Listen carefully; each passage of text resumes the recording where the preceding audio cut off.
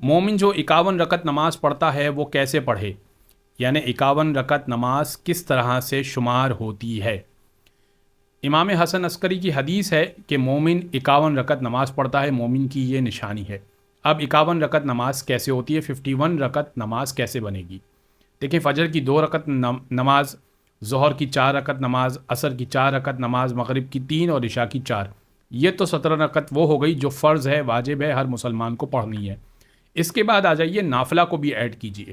نافلہ فجر 2 رکعت ہے جو فجر سے پہلے پڑھی جاتی ہے، اسی طرح ظہر کی 8 رکعت نفل ہے جو ظہر سے پہلے پڑھی جاتی ہے، 2 کر کے، اس کو بھی شمار کر لیجئے۔ عصر کی 8 رکعت نفل ہے جو عصر سے پہلے پڑھی جاتی ہے، 2 کر کے، اس کو بھی شمار کیجئے۔ مغرب کی 4 رکعت نفل ہے جو مغرب کے بعد پڑھی جاتی ہے، اس کو بھی شمار کیجئے۔ عشاء کی 2 رکعت نفل ہے جو بیٹھ کر پڑھی جاتی ہے، اسے بھی شمار کیجئے۔